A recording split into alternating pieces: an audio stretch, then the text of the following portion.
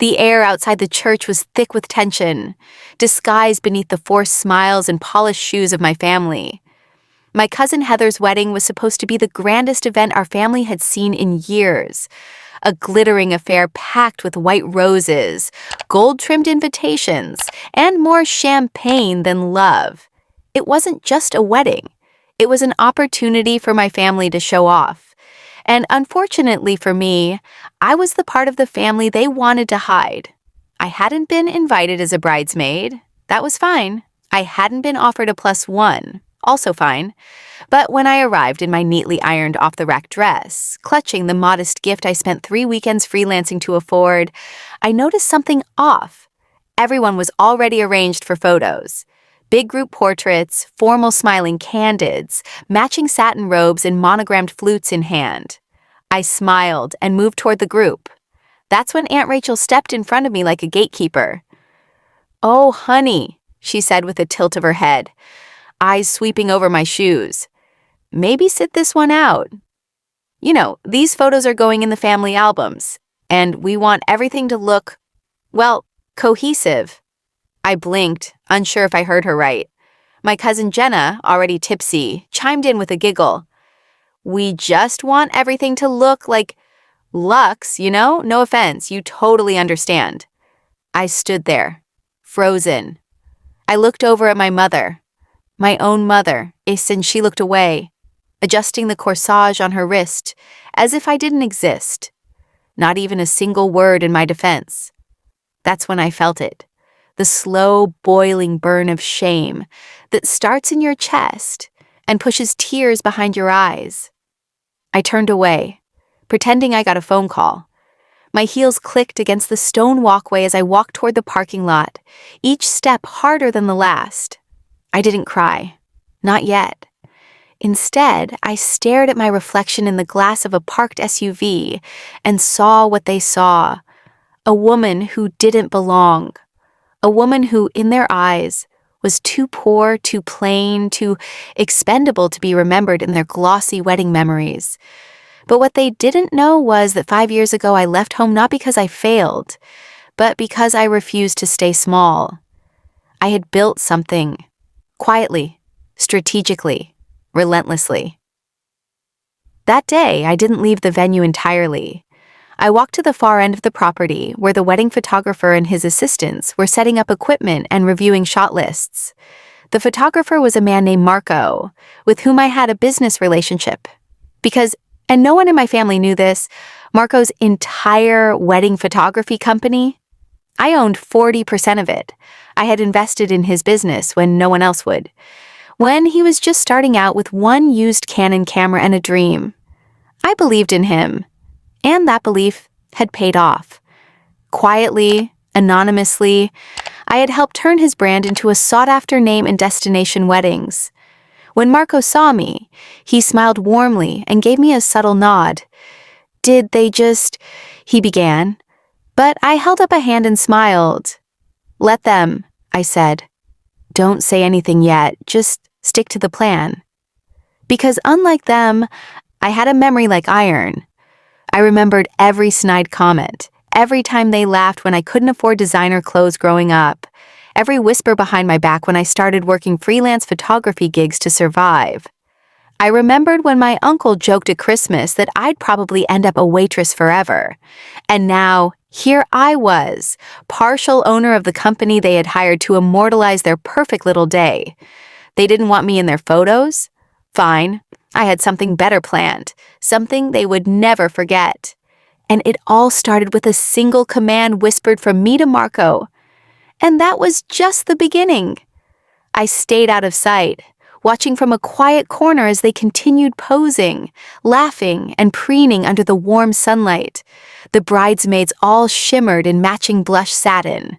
And Heather, the star of the day, beamed under layers of tulle and ego. I knew what this day meant to her. Not just a marriage, but a performance. A stage where she could finally feel superior, where her friends could snap selfies with the flower arch, and her parents could parade her like the crown jewel of our family. And they had decided I was too unsightly to fit their picture-perfect illusion. Marco began taking the formal family shots as planned. Only now, he knew better than anyone how this moment would be remembered. Every photo he snapped, every frame he composed, he did with a subtle instruction I'd whispered to him earlier. Make them shine, but don't forget who's signing the check. One by one, the group moved through poses. Grandparents, uncles, aunts, second cousins. They all smiled while freezing me out, unaware that the person they had dismissed like an uninvited guest had been the reason their fairy tale wedding could afford such luxury photography in the first place. Back near the tent, I took out my phone and opened the private app Marco and I used to monitor live footage from each camera. One of the assistants, one I had personally hired and trained, was capturing behind-the-scenes footage for the couple's highlight reel. Every snub, every awkward smirk in my direction that they thought was subtle, was being filmed. Because when you're a ghost to your family, you start learning how to haunt without being seen. Meanwhile, I noticed Marco approach the groom's side for another round of portraits. As he arranged the scene, he leaned in toward my brother, who was part of the groomsmen party, and casually mentioned, "It's wild how things turn out. You know the woman they excluded from the pictures? She's actually my partner, this whole operation? Yeah, she owns it." The color drained from my brother's face like spilled wine on ivory linen. Heather didn't hear that part. Not yet. But the ripple effect began. I watched the quiet panic spread through the group like a storm rolling in under bright skies. Whispers, glances, a bridesmaid suddenly asking who that woman in the gray dress was. It didn't take long. I knew they wouldn't confront me. Not immediately. They were too proud, too buried under layers of control and appearances. But the unraveling had started. And I wasn't done. When the time came for the golden hour couple shots, Marco pretended to have technical issues and called me over. Loud enough for everyone to hear, he said, "Boss, do you want us to go with lens B or C? I know you like the depth on C for this kind of lighting. You could have heard a pin drop." Heather's face cracked, just for a second, before she pulled it back together. "Wait," she called out. "Did you just say, boss?" I smiled softly. "Oh, don't worry about it. Just here to help. After all, wouldn't want you to think I was intruding in your special moment." That was when the groom's father, a stern man who always treated me like I was invisible, came over and shook my hand. "You're with the company?" he asked. I held his gaze. "Actually, I own a good portion of it." The look in his eyes changed. So did the room. The invisible girl had power now, and she was using it without shouting, without drama, just facts. And Heather? She looked like a bride who realized the fairy tale ending might not be hers after all. But I was only warming up. Because the real surprise, the one no one saw coming, that twist was reserved for later. And it would happen just before the bouquet toss. I didn't expect the aftermath to come so fast, or to feel so quiet. As I sat alone in the back of the car Marco had arranged for me, the night played itself back like a movie I couldn't stop watching. Their stunned faces, the awkward silence, the panic in Heather's voice when she realized this wasn't some elaborate prank. I had always imagined revenge would taste sweet, fiery, satisfying, explosive. But this, it tasted like peace. The next morning, my phone exploded. Missed calls, text messages, emails. Some apologetic, some demanding, some trying to pretend nothing had happened at all. My mother sent a voice note, her voice trembling. "Sweetheart, you blindsided us. That was cruel. You embarrassed your sister on her big day." I didn't respond. I forwarded the message to Marco, who added it to the private gallery marked post-wedding fallout. What they didn't know was that this wasn't about embarrassment. It wasn't about showing off. This was about finally being seen. For years, I had been left out of family events, overlooked in pictures, forgotten in speeches. I wasn't the daughter with the job in finance, the husband with a yacht, or the social media perfect life. I was the one who paid rent late sometimes, who started a business that barely broke even for the first 2 years. They never asked how I was doing, only if I was still figuring things out. But they all noticed now. That week, Marco and I finalized a new marketing campaign using select shots from the wedding. The irony was poetic. Heather had dreamed of being a bridal influencer. Now her wedding photos, the ones she wanted to keep me out of, were the centerpiece of an ad campaign titled, "Everyone Deserves to Be Seen."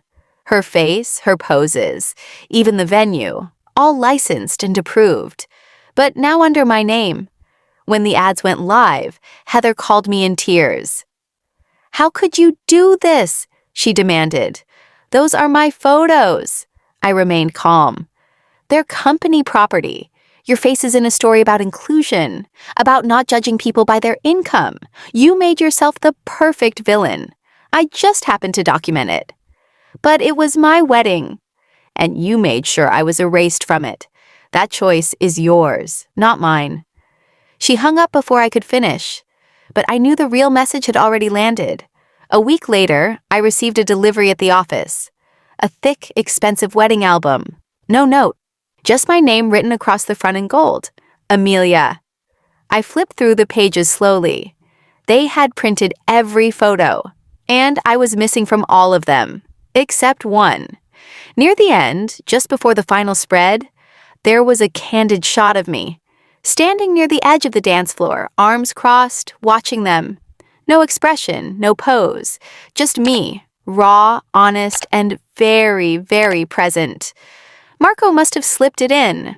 I smiled and closed the book. Let them have their curated memories. I own the truth. And I had the only photo that mattered, the one they didn't approve, the one they couldn't crop. I looked at Marco across the room. "Let's move forward with the expansion," I said. "Time to make sure no one else ever feels like they don't belong in the frame." He smiled. "Yes, boss." And just like that, the girl they called invisible became the face behind the lens, shaping the narrative for every forgotten soul they once tried to erase. Months passed, but the aftershock of that day echoed longer than I expected. Not in the way of petty fights or awkward family dinners. I had cut contact after Heather's call. No, the ripple was bigger, bolder. It reached places I never thought I'd stand in. And it all started with a single message, a bride-to-be from Seattle, who had seen our campaign, thanking me for showing her that she deserved to be included in her own story, even if her family didn't approve of her plus-size dress or her simple backyard wedding. Then another, and another. Brides, sisters, mothers, even photographers, all reaching out, not to congratulate, but to thank me for speaking what they'd never dared say out loud. That sometimes the ones who are supposed to love you unconditionally are the first to put conditions on your worth. What started as a brand relaunch soon became something else entirely. We shifted direction, no longer just photographing weddings, but curating stories of invisible people made visible. Veterans, foster kids, single moms, abuse survivors. If they'd been silenced, we gave them a voice. Through our lens. Marco stepped up too, not just as my partner at work, but in every other way. He was the first man in my life who didn't look at my past as baggage. He saw it as fuel, the kind of fire that lit up everything around me, not something to be extinguished. One night after a shoot in Vermont, we sat on the floor of our hotel room, sharing leftover pasta and laughing like we had nothing to prove. He looked at me and said, "They didn't just leave you out of a photo, Amelia.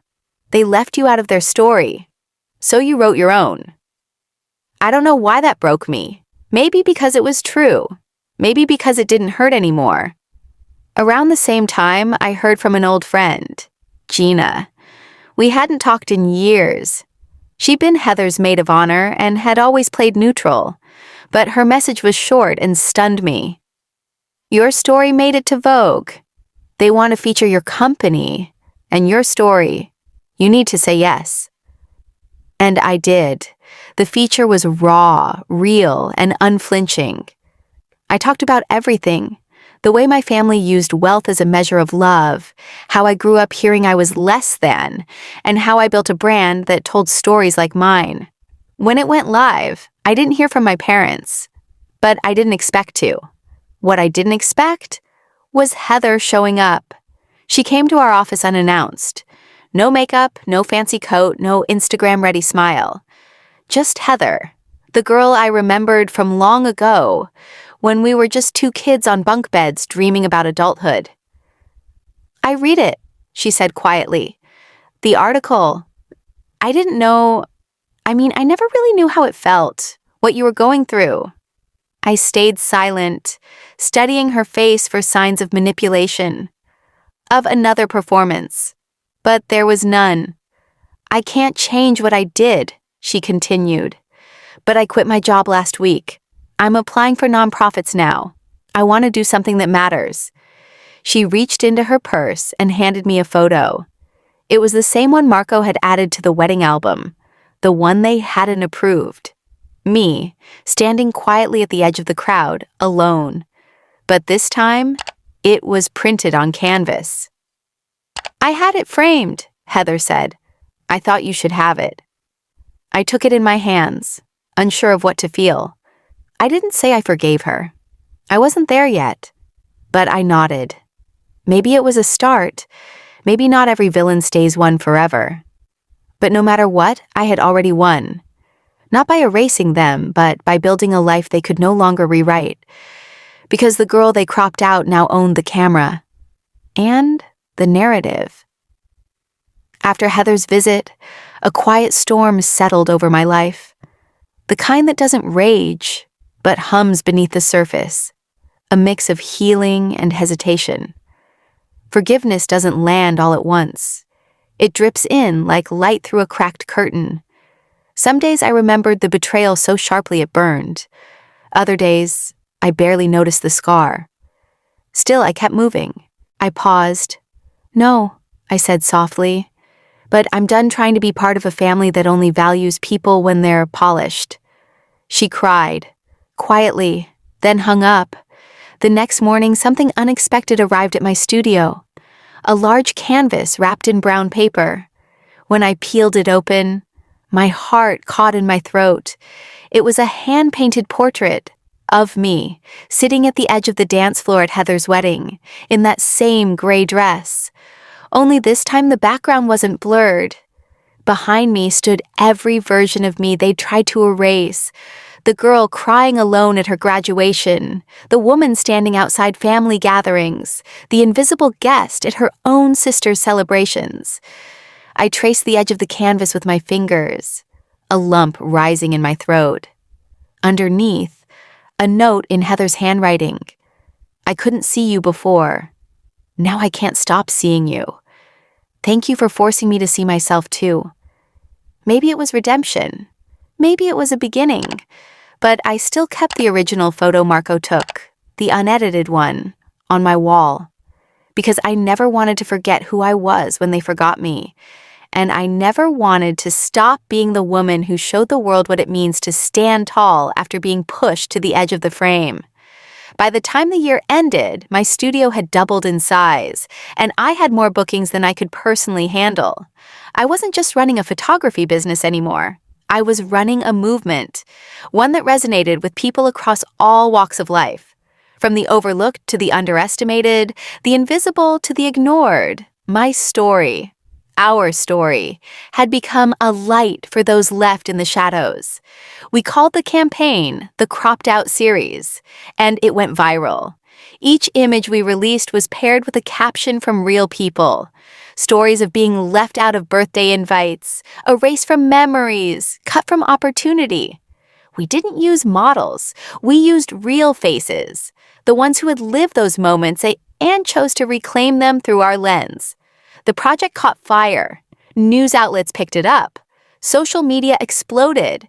Influencers tried to replicate the rawness but couldn't match the truth. Our inbox overflowed. And then, an email came that stunned me into silence. It was from the Smithson Gallery of Modern Expression.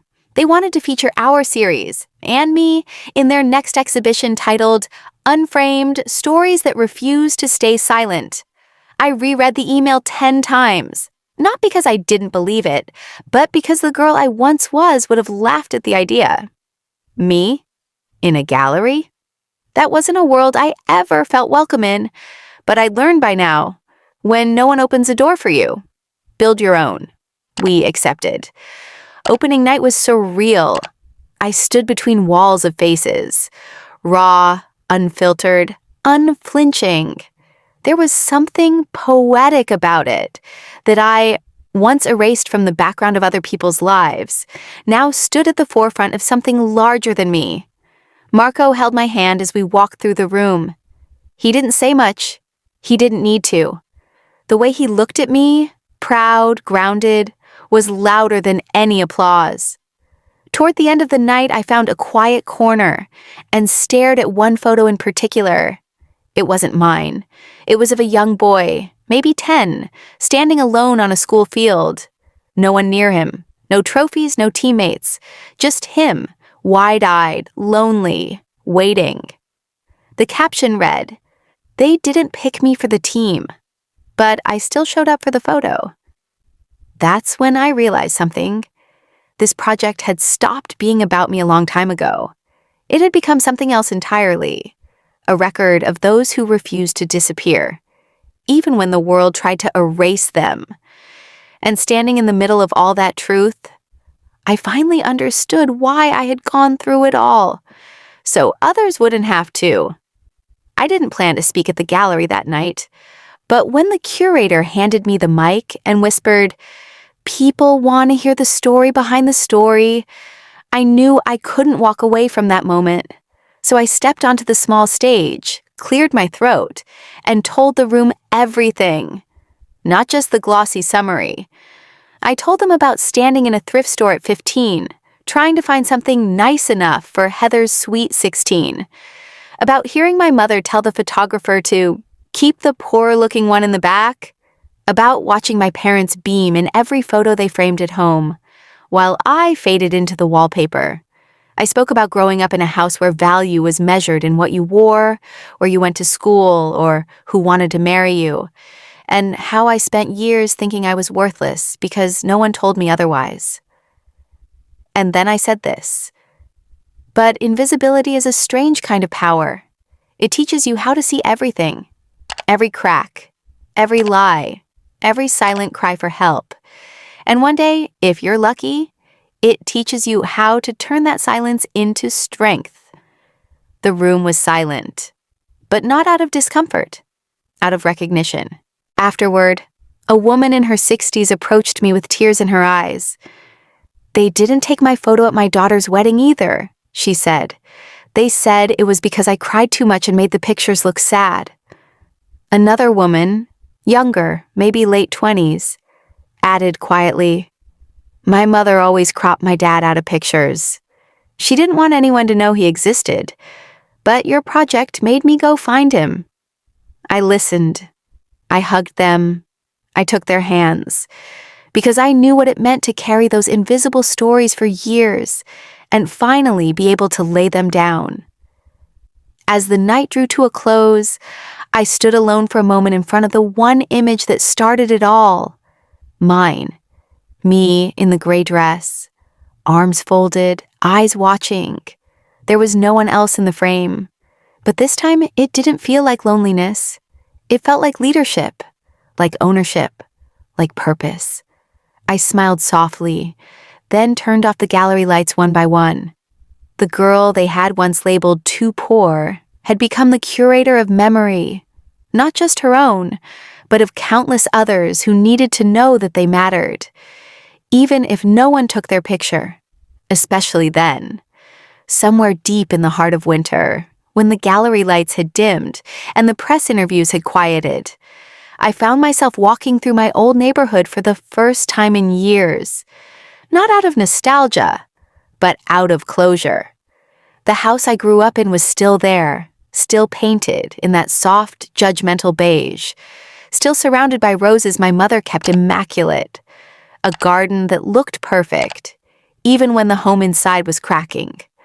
I stood across the street, unnoticed, I didn't want to go in. I didn't need to. I just needed to see it one more time.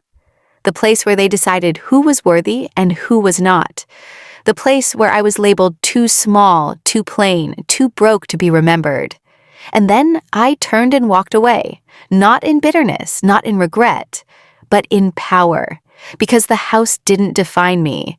My story did. Back at my studio, Marco had a surprise waiting. A bound book with thick matte pages and a title embossed in gold. Framed, "The People They Tried to Erase." He had compiled the cropped-out series into a physical volume, a collector's edition we were donating to libraries, shelters, schools, and community centers. Not to sell, not for recognition, but to plant truth where it had been stolen. I opened it slowly, page by page, each face, each story a flame in the dark, and at the end, on the final spread, was a full-page image.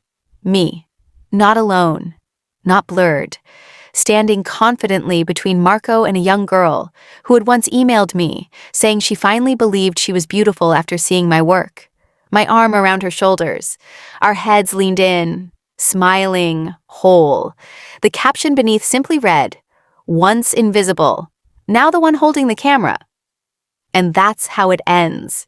Not with revenge, not with dramatic exits, not with public takedowns, but with quiet victory, with knowing that I became the thing they said I'd never be. Not for them, but in spite of them. I wasn't too poor to be in the photo. I was too powerful to be left out of the frame. And now, I own the whole gallery.